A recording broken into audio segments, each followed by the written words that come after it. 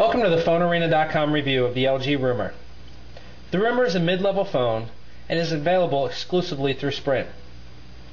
Notable features include a 1.3 megapixel camera, Bluetooth 2.0, and a microSD expansion slot that can handle up to 4 gigabytes.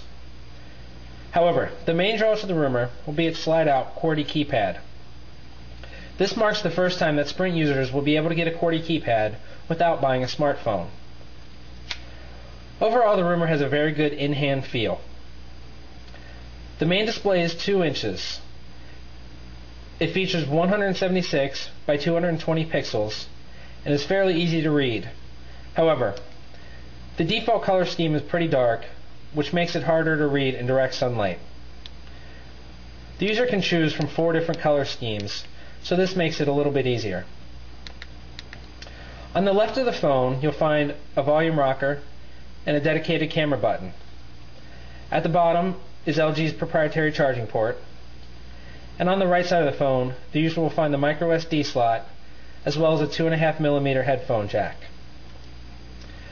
The back features the 1.3 megapixel camera and the phone's lone speaker, as well as the battery. The keys on the Rumor are slightly raised above the surface, which makes them very easy to use. There are 2 sets of soft keys, one below the display when it's closed, and the other set below the display when it's open.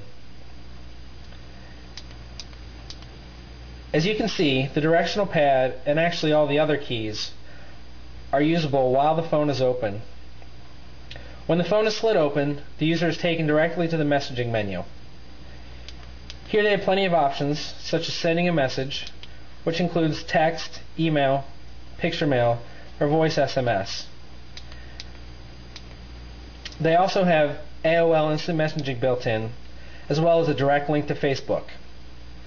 The Rumor is obviously targeted towards the teenage crowd, and we feel that it hits that mark. Given the lack of eVDO, it's no big surprise to find out that the web browsing experience on the Rumor is only so-so.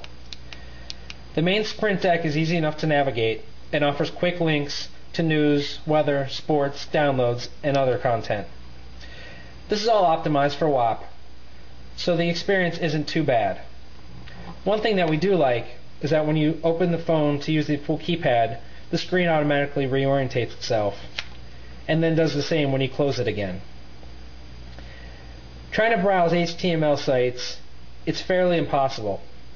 The sites eventually do load, but the phone does not render them well, and they're very tough to navigate. Given that this is just an entry to mid-level phone, it's not a surprise to see very few features. They're the standard set of tools. The user can set up to 3 alarms as well as a quick alarm, and there's also features such as a calculator, scheduler, voice memo, notepad, and a world clock. We'll also find the ominously sounding D-Day counter, which is nothing more than a countdown utility, as well as a unit converter. This is similar to ones we've seen on Motorola phones recently, and the user can convert between common features.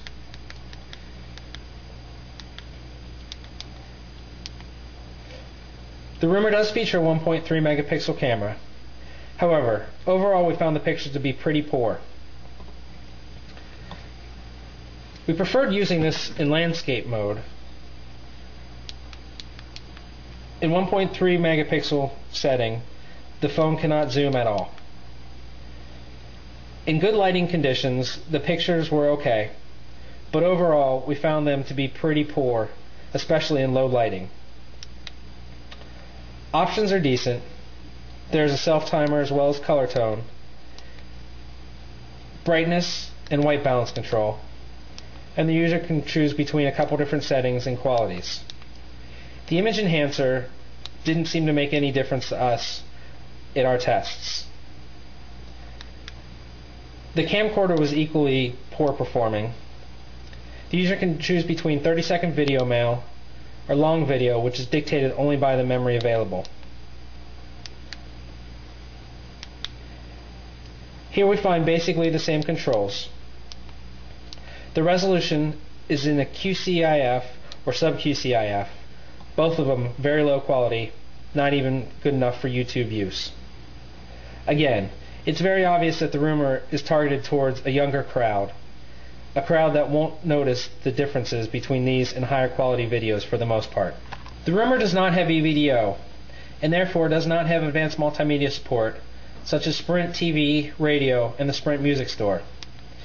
Instead, LG uses its own media player. Codec support is actually fairly good on the rumor, and among others, the rumor can handle MP3 and AAC files. The user can drop full folders into the memory card, and the rumor will recognize them. However, there is no sorting, and all they do is put every track alphabetically. The media player itself is decent, nothing too special. As you can see, it does read the artist and album. However, it doesn't read the track title. The only thing we have is the file name at the top, which in this case happens to be the title of the song.